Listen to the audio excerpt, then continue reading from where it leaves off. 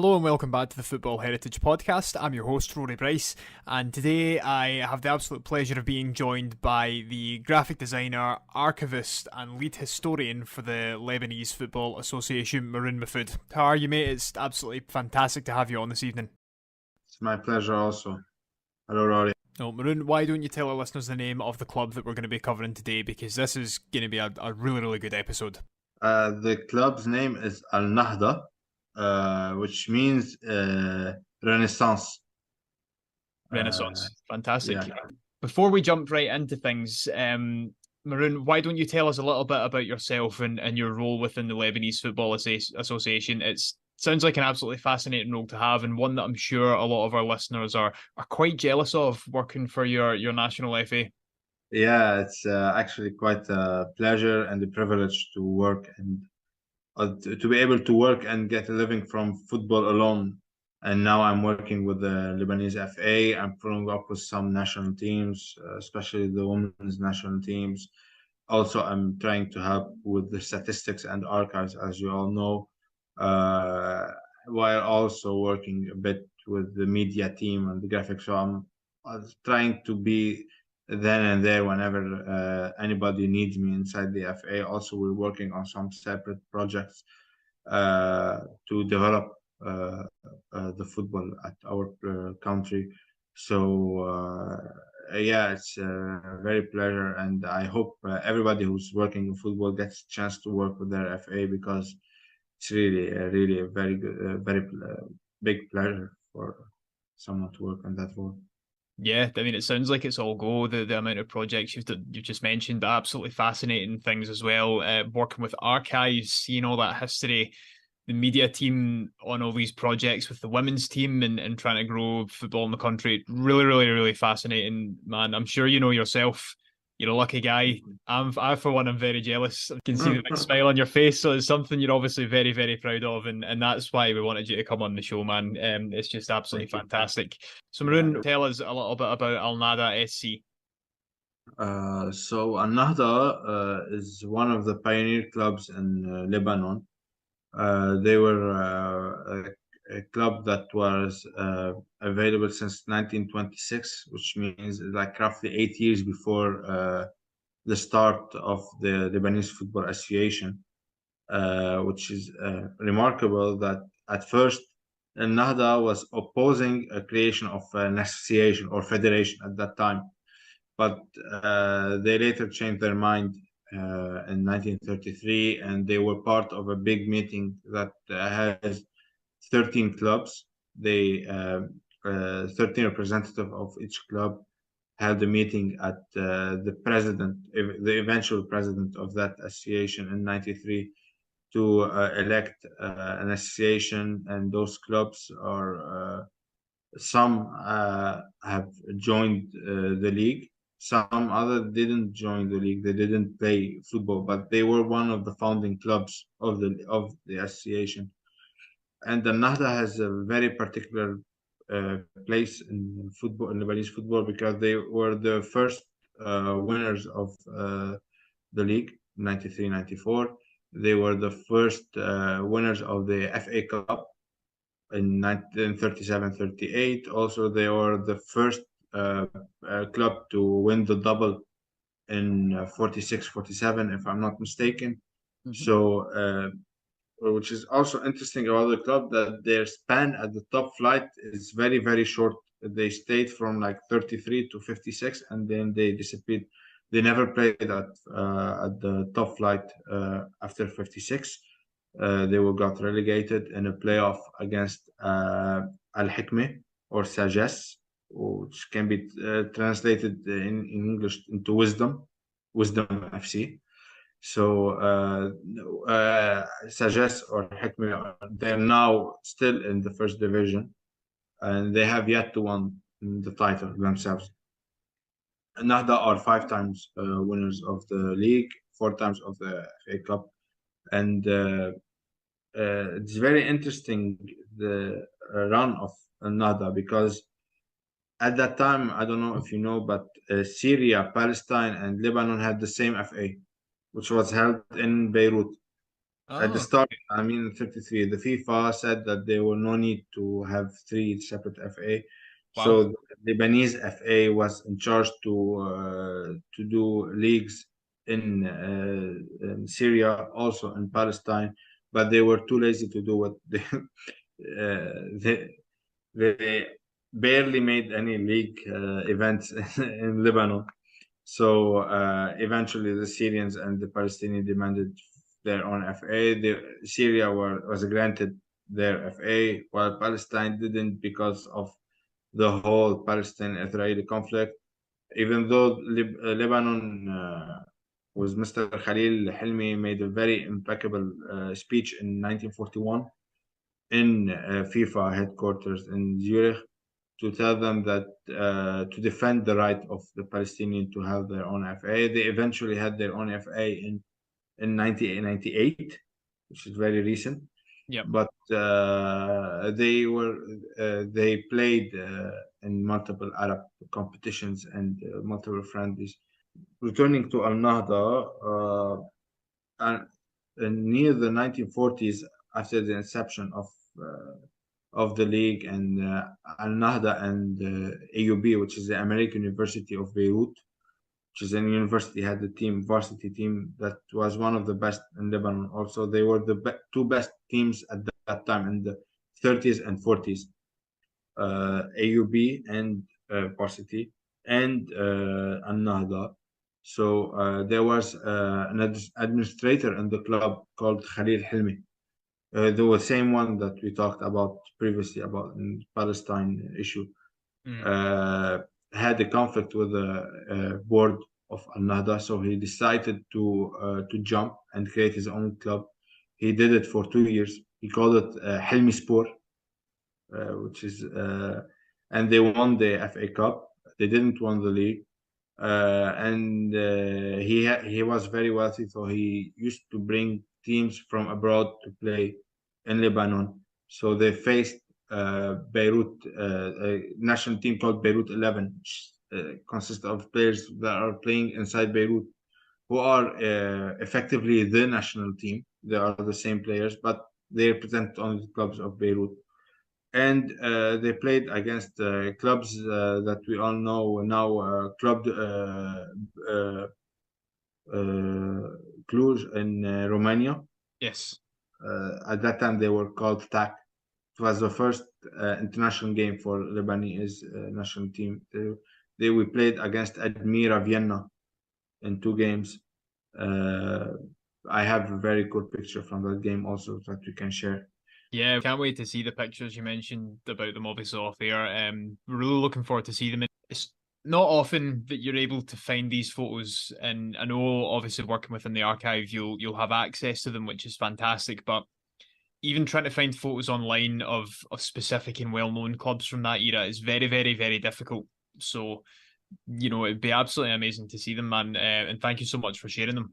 One thing I did want to ask though was about the alnahda crest. This is something we've spoken about before, and because despite being the first club founded in Lebanon and still one of the most successful clubs, you've actually not been able to find the specific crest of the football team, have you? I mean, I know Al Nahda were a wider sports organisation which had its own crest, but the football club specific badge hasn't been found yet, has it? No, I think I have pictures of players, but it's not very clear their crest.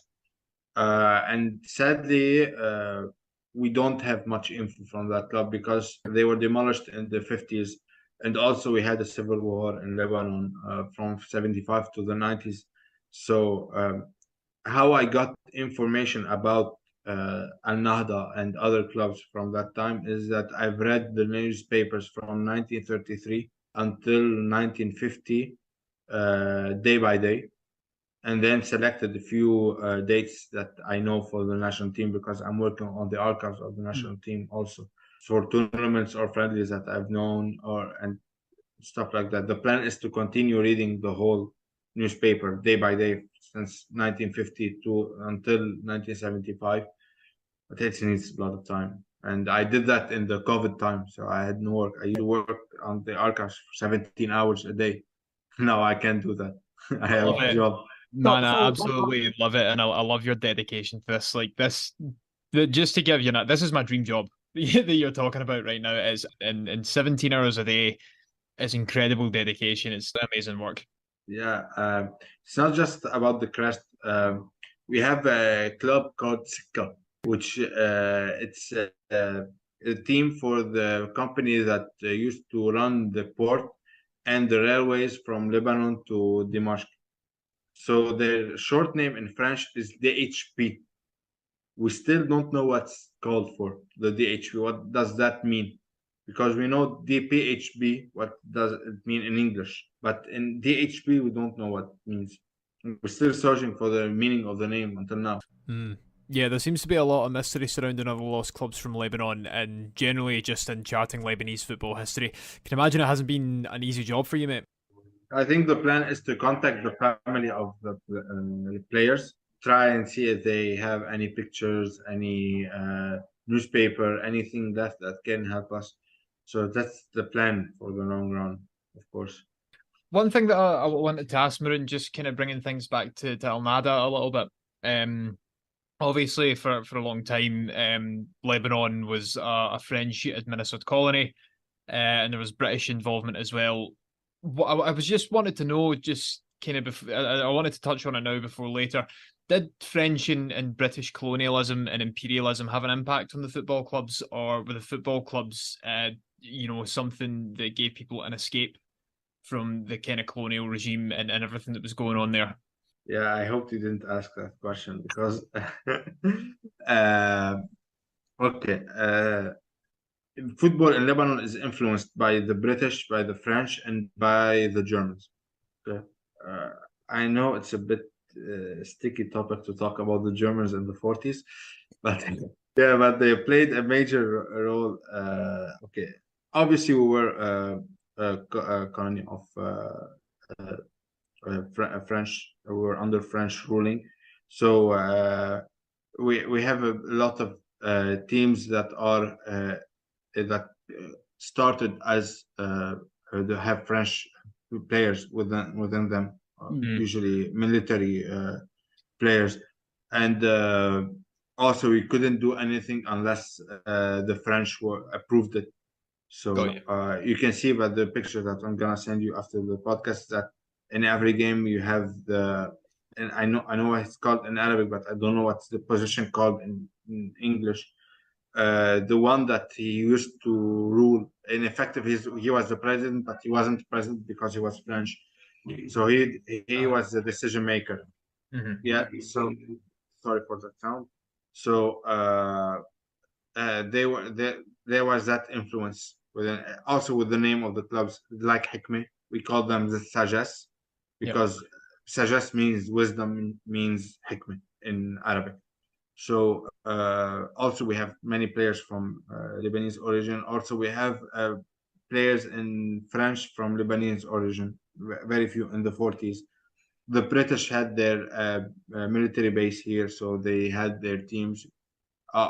And the first match ever played in Lebanon was British Army, uh, two teams of British Army playing together in Beirut.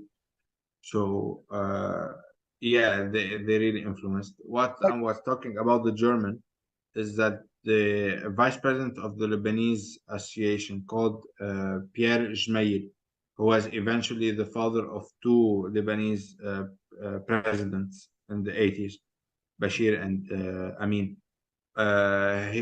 He was the president of a Phalangist club, Phalangist party that, and he got the aspiration when he went to watch the Munich Olympiad in 1936.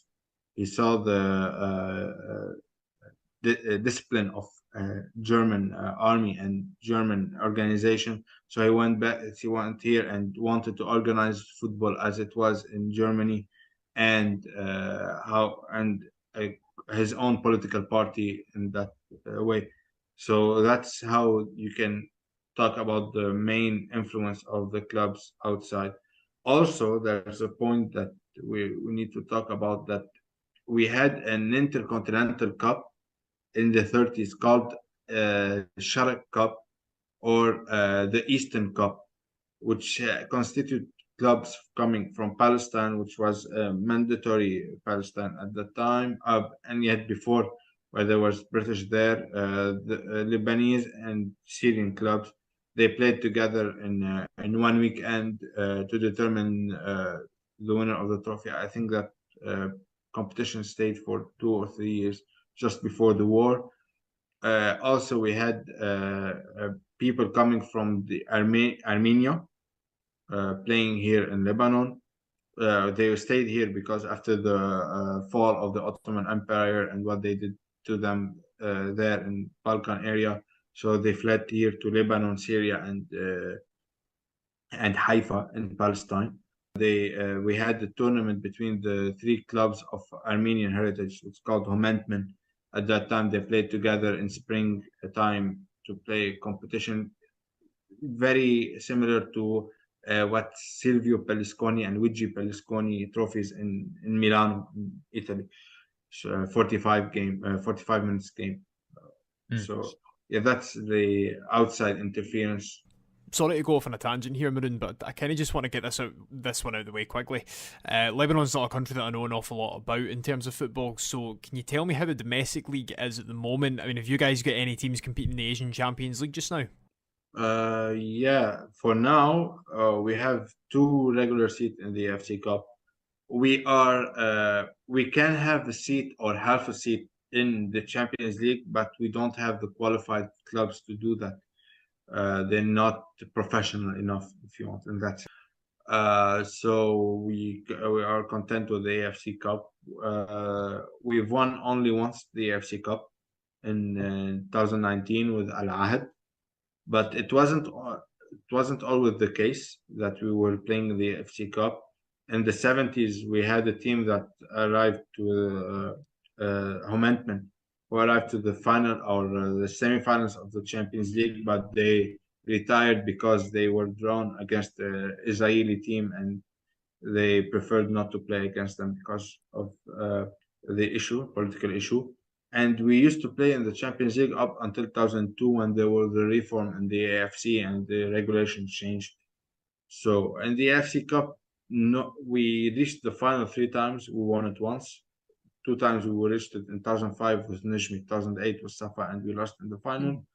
In 2019, it was one of the best single club campaign in recent history for international or continental competition. They only conceded like I think 5 goals in the whole tournament. They had the best defense. Their goalkeeper was voted as the best player of the competition. And I can only imagine that the AFC will be harder to win now due to the influx of wealth and money and players into Saudi Arabia. It's gonna be harder to win it because we're not gonna be competing in it. We're gonna get one singular spot in the third competition, not the second. FC Cup is now the second, and they changed it to call it Champions League 2. Yeah, so but obviously playing that against players at that level, it's gonna be very tempting for us to see. I mean, I remember when Al Ahly of Egypt came to play against Al Najm in the Arabian competition. I was there. The stadium was packed. We're talking about 50,000, and in the league we don't have that much. So it was a huge. And we're talking about Ahli. We're not talking about what Saudi clubs are having now. More stars. Let's say, for example, we play against Tifaq, and Steven Gerrard was coaching here in Beirut. Are there any Lebanese players in Saudi Arabia right now? Not at that time. We have one in the women's league, Al Hilal. She's called Dima Kashti. But in the men's teams, we don't have any Lebanese there. We're not yet at that level. We had one like close to 10 years ago. He played with Al Ittifaq, I think, if I'm not mistaken. But yeah, Saudi Arabia is on a whole another level. Even on Asian competition, they're very far ahead. Well, look, we'll come back to this in a wee bit eventually. I mean, I suppose I was really just curious to see if all of this new money coming into the Saudi Arabian game, had some kind of knock-on effect for football in Lebanon? Obviously, the coverage of the Saudi League in Lebanon, the news of what the clubs are doing, the transfers, game by game. Yeah, it's obviously it affected us. We're now following the Saudi League, maybe casually, but we're following them. We didn't do that before Ronaldo came there. So after Ronaldo came, we were only following Al Nassr. Now we're following all clubs, and I think it's the same in Europe. But here, because same language and there's no barriers if you want, and so yeah.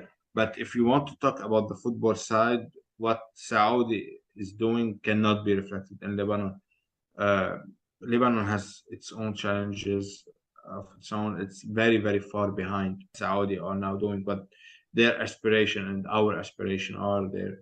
Yeah, I get you. They're just miles apart.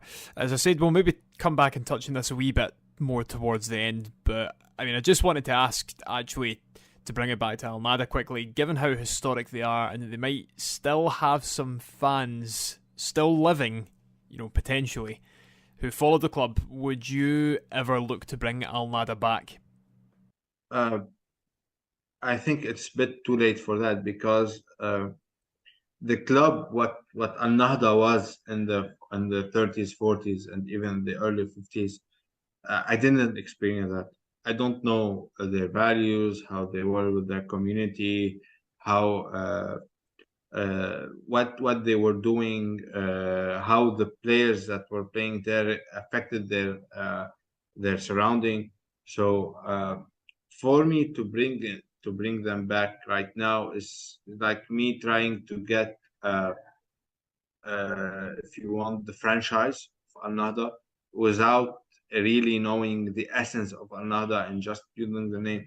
So I cannot replicate what they did back then right now. Okay, obviously it's a big marketing stunt and everything like that, but I think to be respectful for what the people did back time, the players and the administration, uh, rather leave it dead for now because we don't even know the crest. I agree with that. It's a mark of respect, but I think you're spot on in that when you said that you don't know what their values were then, what the fans' values were, how they behaved, what the club culture was like. I think that's something that's really, really important. I mean, how does Lebanese football look in the modern day, Maroun? As I said earlier, it's a league that I have little to no experience of, to be honest. So why don't you tell myself and our listeners a little bit about your domestic league and how things are in Lebanese football just now?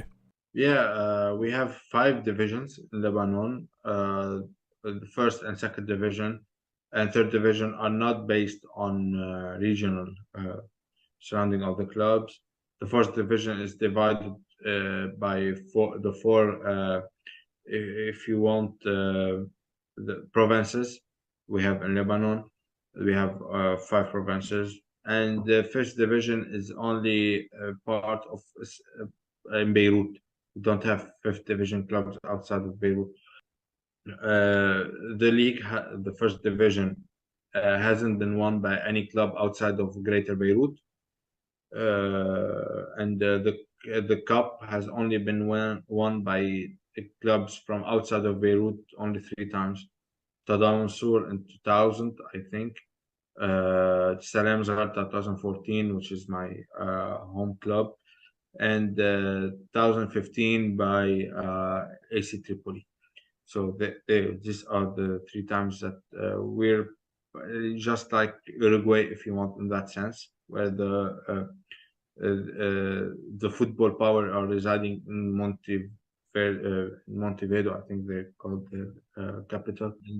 Ours in Beirut. The powerhouse clubs are since the 90s. We have Ansar and Nijmi, if you want, the antagonists between themselves. Recently, in the past 10 years, we had Al Ahad on top. They were a club that up until the early 2000s were playing in the second division. They were very well run, and eventually now they are the second or most successful club in Lebanon in terms of league wins. So they have now, I think, 8 and they're now aiming for the ninth. They are the main clubs. We have Al Borj, who are recently came from second division in 2019. Now they are stable competitors for the league. Not quite there to bring it to the final stages, but they're always in top four, top five. Also, we have Shabab Sah with a similar project. They are also bringing it to very fun to watch, and just like if you want Leicester or Tottenham or that kind of clubs. Al Safa, which were the great in the 90s, and they were good in the 2000, won the league in the early 2010s, but they had a very slump, and now they are trying to get back on their feet, bringing players from the Eredivisie, a coach from Eredivisie also. Now they changed him to a Lebanese coach because of a familiar situation in his family. Yon De Jong, the name of the coach. But now they're trying to fight to bring a project in the upcoming year or the year after it. They're gonna play fight for the championship, and they have a great youth academy. They're winning almost every competition they're playing in right now. Thank you very much, Maroun. That's a fantastic summary.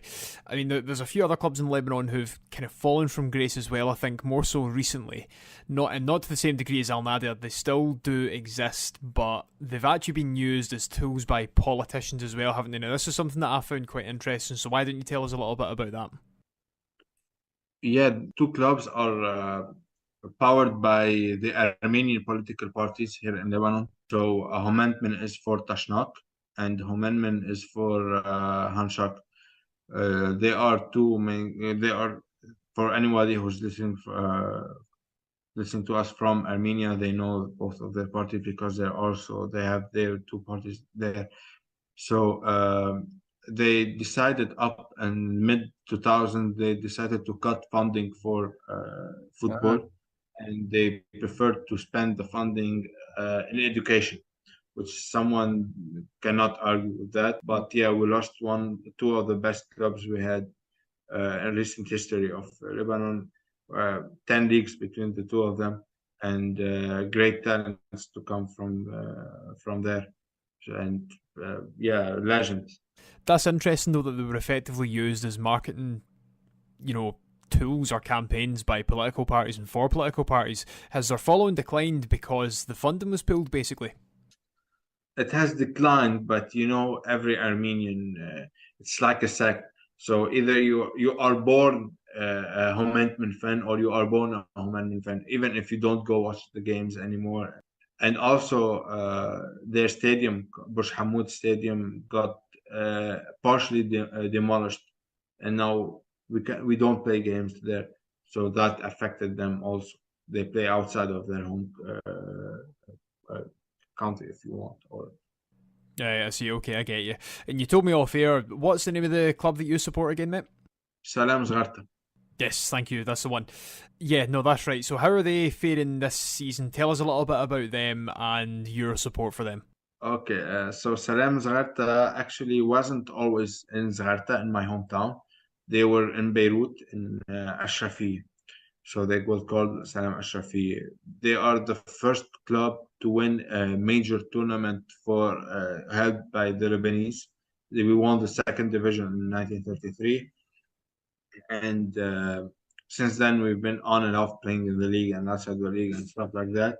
In 1971, two businessmen from Zgharta bought the license and brought the club to Zgharta in 1974, where we started to play. In the 90s, we're always, my hometown is a village, so it's not a city. We're a village club, so we don't have consistency in our results. Sometimes we're fighting for the championship. The second year, we're fighting for relegation. So it's been in that cyclone for since the 90s. We had very good runs. We are the club with most relegation and most promotion in the history of the league. So yes, that's something to be proud of. We've won the FA Cup once. It was fabulous, and we ended season as second, I think, in 2016-17, which brought us the opportunity to play in the Arabian Championship. We played against Raja Casablanca. So I watched Raja Casablanca, all the teams that beat Bayern Munich in 2013. Yeah, Imagine that's a 2013 they bit of a glamour tie. yeah. In 2013 they beat Bayern Munich, and in 2018 we're playing against them in our stadium that has 5,000 fans only. So yeah, it's a bit imaginary. And uh, of course, being from Zagata, I was friends with the players, so I've known a bit of the insides. So my friend missed the penalty against them. He was the captain. So Nice. yeah, good, not very good memories. But No. we got a draw at Morocco, 1-1 draw against them, which was yeah, Mhm. ecstatic. So I'm sorry, I got mixed up, Maroon. I thought earlier on that you said that your hometown club was FC Tripoli, or FC Tripoli. Apologies, got that completely wrong. Yeah, don't Um, worry. but one thing I did want to ask you about, and this is very, very current. I can't believe I'm asking you this because I was astounded when I heard it happening. What does the name Lee Erwin mean to you? Uh, bad investment. Yes. Yes. It's not because Lee Owing isn't a good player. He's a great player, but the amount of money he's getting, I think it's not now at this stage that Lebanese football is. I prefer to be spent in another place. Obviously, Leo Irving is a great player. He proved it last year when he came in the second half of the season. He was decisive for the team to win the league. Also, this season he had a bit of a rough start, but now he's. I hope that he's gonna come back very strong now that we have yeah, he's one of the best foreign players we have in the league. But yeah, me, I wouldn't spend that money on someone of his profile. I just wanted to ask, so Lee Erwin is from a place called Bells Hill, which is about 30 minutes from where I stay. Started his career at Motherwell, went to Leeds United, and then he came back to play for Kilmarnock. He played for Tractor Sargi in Iran. He played for Ross County. Then he played for St Mirren. Somehow managed to get a move again, and then he was playing in Haka in Finland, and obviously moved to Al Aid over in Lebanon. He's a bit of a joke figure over here in Scottish football because he was fucking terrible, to be completely honest. But one of the first things that I heard about him when he had moved to Lebanon is that he'd started banging the goals in, which is good to hear because by all accounts he's a lovely guy. So it's good to see that he's enjoying life over there. It just, you don't see many Scottish players going to the Lebanon leagues for whatever reason that may be. It's an exotic place to go, beautiful country, beautiful place to live. I want to know how his agent managed to get that move. It's just all that kind of stuff interests me, but I'm glad to hear that he's doing well and having a good time. Yeah, it's not very hard to convince him to come when you offer him around 700,000 for 1 year and a half. Yeah, well, there you go. I would I go. bet you'd come here. Yes, absolutely. I would go for less. Um, Yeah, it's a rumored figure that he was offered. wow, it's insane.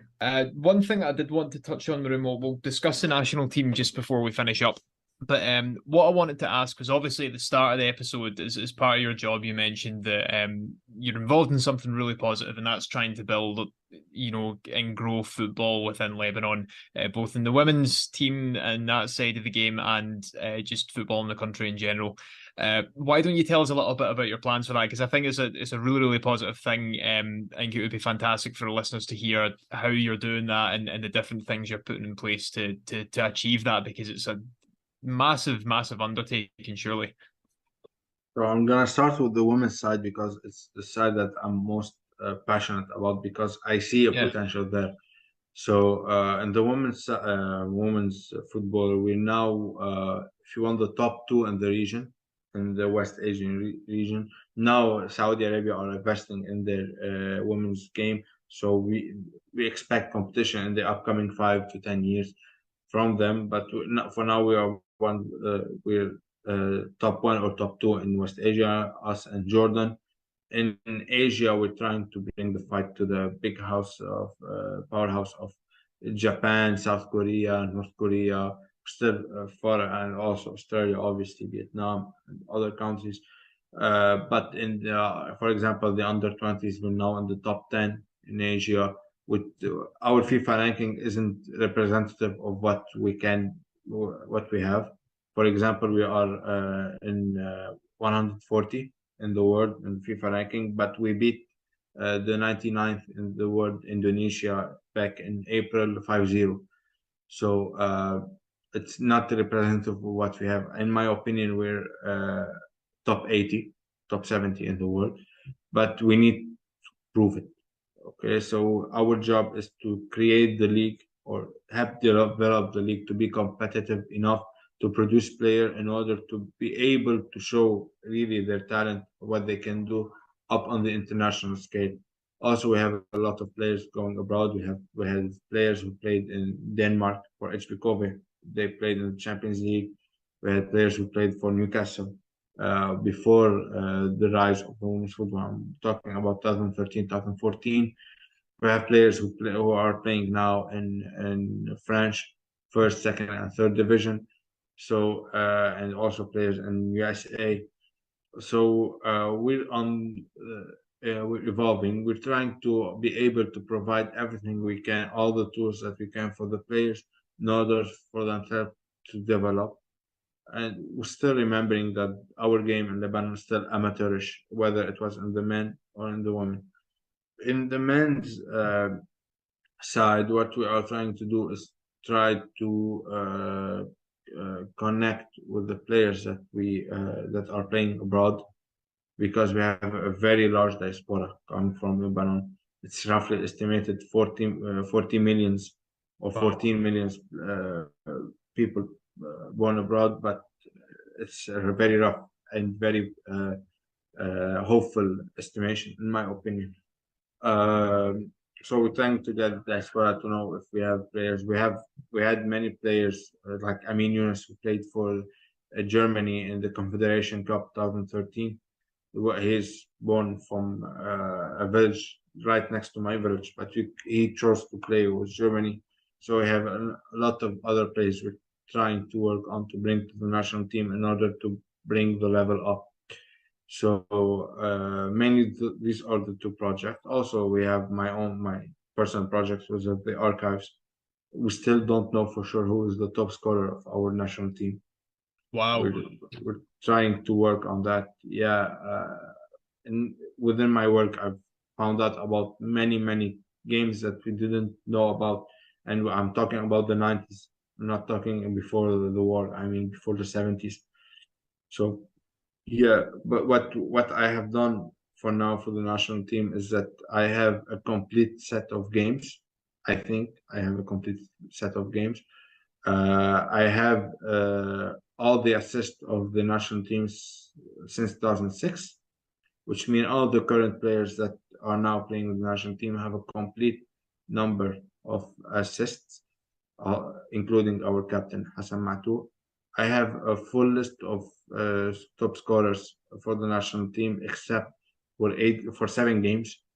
In that 7 games, a player called Devon Altonian, who has now for sure 18 goals. Sorry, if he scored 5 goals in those 7 games, which I'm talking about 22 goals in that 7 games, he would have become the all-time top scorer of the national team. So we're trying to work on that gap in order to find out. Women's national team, I'm also doing the same. We have a complete. It's obviously easier because the game started in 2006, not like women's football in 1940. So yeah, that's what I'm trying to do. And also I have the statistics that I do for all the leagues. I mean, first, second division men, all the youth league, I do all the goal scorers. The youth leagues of the women's, I'm doing goal scorers and assists. And also I'm doing the senior league statistics, full like I do for the men's. So yeah, Very, yeah. very, very impressive. And it must be great And it's going to be great once you finally have enough evidence to show who the top scorer is. I think it's a fantastic end goal to be able to be the person who discovered that. It's amazing work, man. Really, really amazing. Just before we start wrapping things up, Maroun, I wanted to ask how you think Lebanon will get on in their upcoming World Cup qualifying group. I think the qualifying spot is gonna be between us and Palestine. So the two games between us and Palestine will decide which team come first. I I believe in our chances. I think that for this generation that we have right now, we're kind of in a transitional period in our national team. Many of our players will have the upcoming Asian Cup in January. Gonna be their last. So they need we need that transition period. But I think we can make it through to the next round and finish second in the group because, like you said, finishing first is kind of impossible with Australia with us in the team. So, what about the Asian Cup then? Do you fancy your chances for that a wee bit more so? A lot of pundits here in Lebanon think that we can do something within the group. I think that would be our aspiration, but realistically, I can't see us making the second or the round of 16. Qatar, obviously, are the powerhouse. They're the host also, so don't be fooled by what they showed in the World Cup. They're still a very good team. China are a team that fluctuates a lot. We really don't know but they're still a good footballing nation. We've came obviously third with Tajikistan. They are qualifying for the Asian Cup for the first time in their history. So it's gonna be a tough. So I think if we were able to bring something from the China game, we could have a chance. But I really wouldn't bet my money on it. Pretty big question, I guess. Again, just as we're coming towards the end, I did want to ask, what do you see as the future for football in Asia more generally at the moment? And again, earlier on, we kind of briefly touched on knock-on effects from all of this new money coming into the Saudi Arabian game. And obviously, the attention is going to be on Saudi Arabia for quite some time because of that and because of the players that they're signing with their big profiles and whatever else.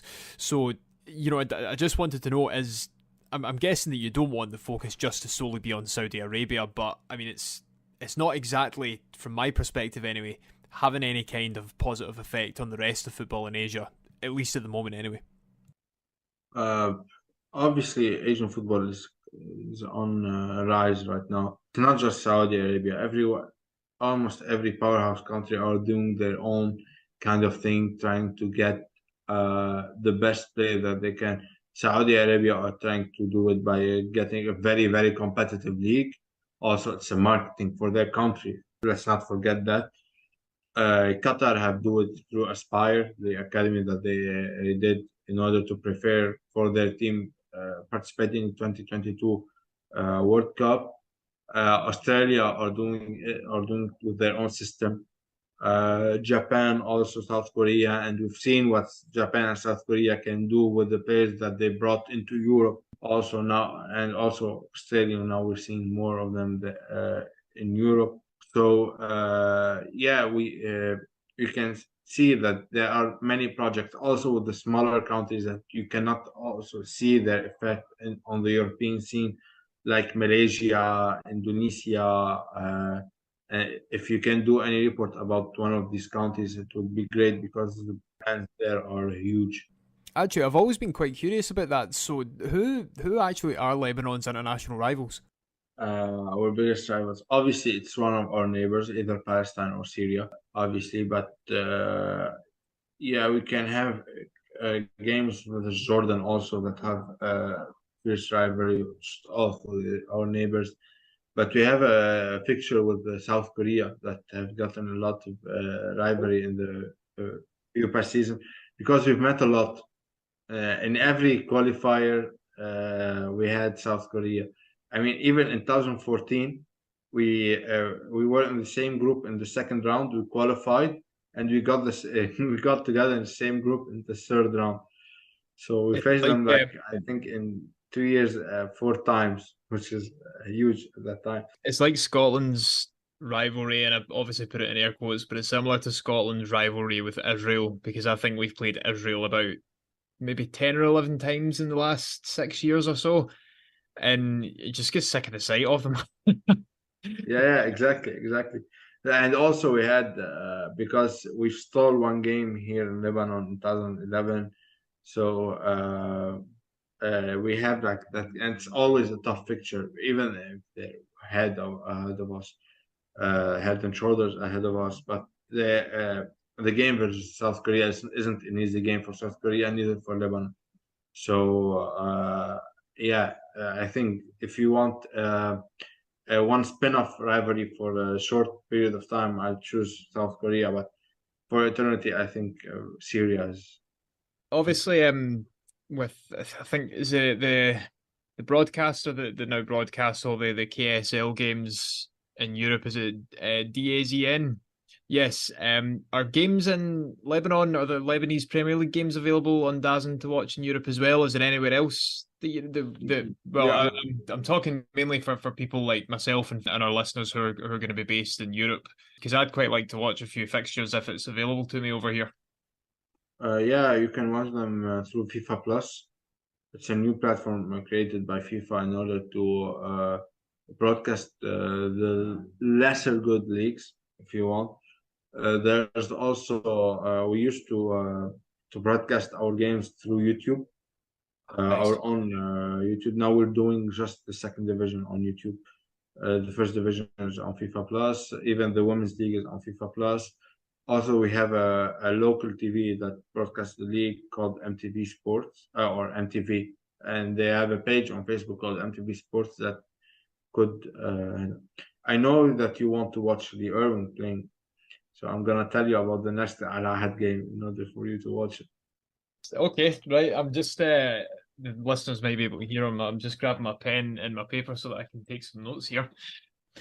Thank you very much for joining us tonight, Maroun. It's been an absolute pleasure. Is there anything that you want to say to our listeners just before we finish up for the evening?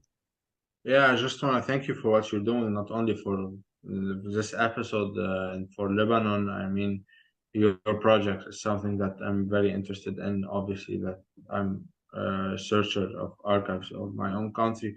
So the project of yours is very interesting, and I really hope that you continue and go on into all the finish all the countries on the map in order to see what every country has hidden in their history. So I'm really thankful for this opportunity that I got to chat with you. So thank you for this opportunity, and hopefully we can do that again, whether Yeah, on camera or off. I'd love to. Absolutely. I'd love to. And I'd love to visit someday as well. You can take me to a few games. Once again, thank you to all of our listeners who tuned in for this episode. This has probably been one of my favourite episodes so far, just because of the different themes that we can really pull out from the story of alnahda and the ongoing hunt for their crest. So I think it's something that we'll maybe look to revisit in future with Maroun. Obviously, he's a very, very busy man, as you can probably tell, with all these projects going on. Of course, if there's a similar topic that you want to discuss with us, then please do get in touch. You can DM us on X, that's @_footyheritage. Or you can email us at hello@footballheritage.co.uk. That could be anything under the banner of football history and heritage, whether it's club identities, club cultures, new community clubs being formed, clubs with particular political leanings, or there's a perception of that. Just anything at all that you can think of. Anything from lost clubs, former stadiums, player histories, club histories, you name it, we'll cover it. If it's something that you're not too sure about, we're more than happy to have a chat with you and see if it's something that we can fit in the podcast. Of course, you can also check out our website. That's where all of our written content currently is. And there's some brilliant stuff going up there from our many contributors. So if that's something you'd like to get involved in, please also get in touch with us for that. But otherwise, have a read of some of the stuff that's up there when you can and support them if you're able to. But for now, Maroun, say goodbye. Good night, everyone. Thank you all. And it's goodbye from me as well. We'll see you all again next week. Goodbye.